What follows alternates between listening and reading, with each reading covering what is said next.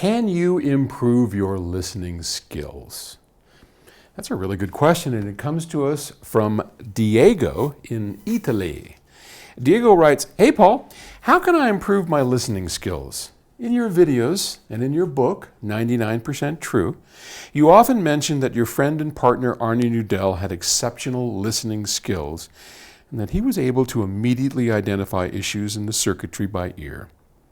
Is this kind of ability a gift, or is it something that can be learned by training and exercise? Of course, I do not aim to get this professional level of expertise, but how can I improve my basic listening skills?" Well, that's a good question. And the quick answer, because again, I know we all like the quick answers, right? Yes, you can develop the skill. It is a learned skill. You don't need any qualifications for it. And I'll tell you something. When we hire engineers like Darren Meyer and Chris Brunhaver, Bob Stadther, one of the criteria for their entry into PS Audio's family of engineers and audiophile designers is either an ability to relate what we hear into circuit changes or a willingness to learn the skill. Now, when I first started, way back in the prehistoric days, my partner Stan Warren, the S of PS Audio, was a great listener. I mean, he could identify almost anything. He didn't know anything about circuits. I knew a lot about circuits, but I wasn't a great listener. And so together, we kind of grew up over the years, both of him learning about circuits, me learning about listening and how to relate it, and it just took time and a lot of experimenting. So one of the keys to it, and this was Arnie Nudell's secret, Arnie Nudell loved music, and especially live music. If you have a chance, go to our website, psaudio.com, and go and look at my podcast, Ohms Law, and go way back to the very beginning of Ohms Law, or do a Google search. And you'll find a great interview that I did with Arnie Nudell.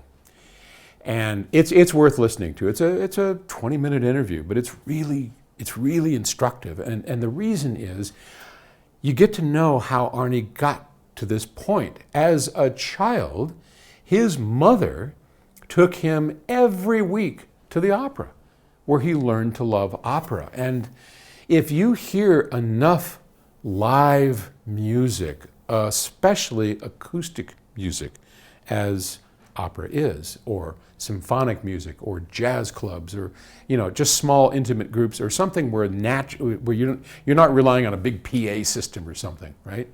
If you do enough of that, you have a print in your head of what a singer sounds like, what a violin sounds like.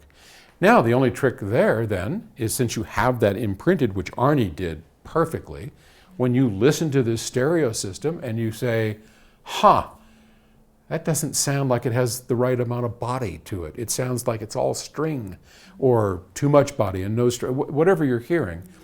You know it's wrong because you've heard enough live music, which is what I had to do, what Stan had to do.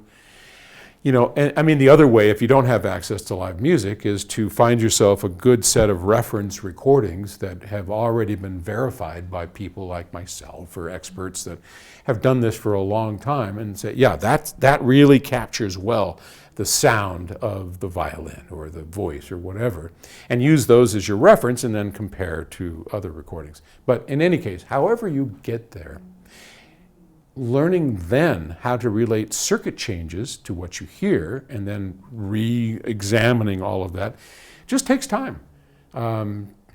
It's just, you have to have a bit of an engineering background to know kind of what to change, and then you listen. So I did this, I lowered the feedback. What happened? How did it affect the sound? Was it good? Yeah, better here, but worse there. Okay, now what? Does it need more current? Do we, blah, blah, blah. But yes, it is a learned and acquired skill if you're willing to work at it. It sounds like you are. All right, thanks. And anytime you have questions, call us, 800 PS Audio, talk to a hi-fi specialist about anything you want. Thanks. I appreciate you being part of the hi-fi family.